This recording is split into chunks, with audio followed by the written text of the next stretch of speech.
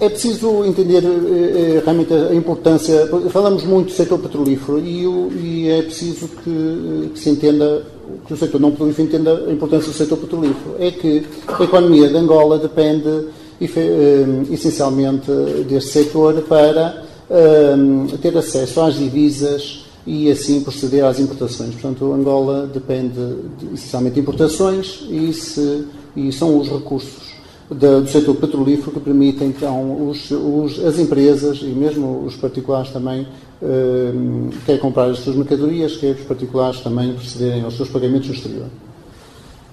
E, portanto, isso significa que a economia tem um conjunto de fatores de risco. E toda a regulamentação que é feita, mesmo no lado da política fiscal, portanto, tem a ver com a gestão do OGE, tem a ver com tem em vista a articulação da política fiscal, orçamental, monetária e cambial, tem a ver com estes fatores de risco que estão aqui enunciados. Portanto, basicamente, Angola depende de um único produto e de um único fator, que é essencialmente o preço, a variação do preço do petróleo. Daí que há necessidade de proteger a moeda estrangeira que o país consegue adquirir. Protege-se através da constituição de reservas internacionais e protege-se utilizando as divisas para os fins que elas se destinam, que é importações. Portanto, as divisas não são para ser utilizadas no mercado interno. E, por outro lado, também é preciso realmente um aspecto muito importante desta lei é a redução da dependência do BNA. Efetivamente, os bancos estão muito dependentes hoje em dia de adquirir as divisas no BNA. Portanto, todos os presentes já sentiram penso que já tenham conhecimento disto. E agora, dado que as empresas petrolíferas vão ter que vender, para fazer pagamentos a residentes, têm que vender as divisas, portanto, e para pagar em kwanzas, então os bancos vão ter acesso a uma fonte alternativa de divisas que depois podem vender aos seus clientes então para fazerem as suas importações. Para entender como é que funciona o mercado cambial, tem aqui uma representação muito simples, indica que num determinado mês as empresas petrolíferas fazem exportações de petróleo, no mês seguinte cumprem as suas obrigações fiscais e no mês seguinte, subsequente, o BNA vende as divisas no mercado através de leilões. Esse é um fluxo simples, mas é conveniente entender que é assim que as divisas depois chegam então aos clientes dos bancos para depois fazer então as suas importações. Portanto, com o novo regime, os bancos passam a ter uma fonte alternativa que já não dependem dos leilões do BNA e então fazem compras diretas às empresas do setor petrolífero. Tem aqui uma representação gráfica de como é que relaciona receitas de impostos, vendas de divisas nos leilões e variação das reservas internacionais. O que importa aqui, o exemplo de 2009, o que aconteceu em 2009, as empresas que não a concessionária pagaram de impostos 7 mil milhões de dólares. E o BNA vendeu ao mercado 11 mil milhões de dólares. Só por aí houve logo, naturalmente, um decréscimo das reservas internacionais. Aqui não estamos a considerar a ação de Angola. A ação de Angola, por vezes, paga em kwanzas, paga em dólares, portanto, vamos concentrar-nos só nos dólares que as empresas que não são ação de Angola pagam. E portanto, para dizer o seguinte, se o valor dos impostos que as empresas pagam for superior às vendas que o BNA faz, o país consegue reforçar as reservas internacionais.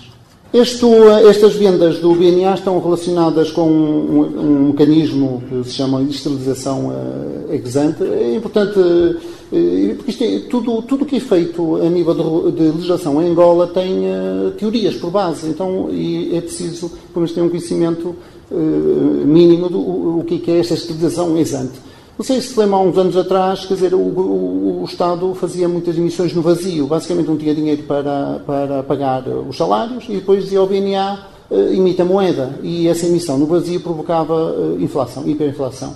Portanto, com este mecanismo, o Tesouro, antes de fazer as suas pagarem kwanzas aos seus fornecedores, primeiro o BNA vende as divisas, recolhe kwanzas na conta única e depois repassa e depois e o Tesouro então começa a fazer os seus pagamentos. Isso chama-se a esterilização ex ante. Ligado a este mecanismo de esterilização ex ante tem um conjunto de normas que os bancos são normas já algumas muito antigas, mas para dizer que os bancos não podem vender divisas de forma livre.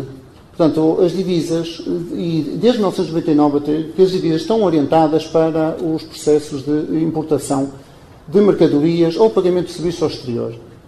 E depois, outra coisa muito importante que os bancos têm chama-se limites à detenção de moeda estrangeira. Nós não podemos comprar toda a moeda que queremos porque, ao comprarmos moeda ao BNA, nós estamos a retirar das reservas internacionais e a colocar como reservas dos bancos. E as reservas internacionais só são reservas internacionais enquanto estiver no balanço do BNA. Daí que nós tínhamos um limite muito importante que hoje em dia chama-se limite de exposição cambial. Tem um cálculo um pouco complexo. Nós calculamos isso diariamente. Mas é para dizer que nós temos limites, não podemos comprar toda a moeda que queremos. E depois, mais recentemente, há um limite qualitativo para crédito em moeda estrangeira. Portanto, aqui o que é que interessa? É o seguinte, nós não devemos financiar entidades residentes em moeda estrangeira. Portanto, estes limites só são aplicáveis até 1 ano, mas de qualquer maneira, imaginem que um banco financia uma padaria. Ora, a padaria vende em kwanzas e, portanto, não exporta pão. Portanto, se um banco financiar uma padaria em dólares, essa padaria nunca vai conseguir pagar esse financiamento em dólares.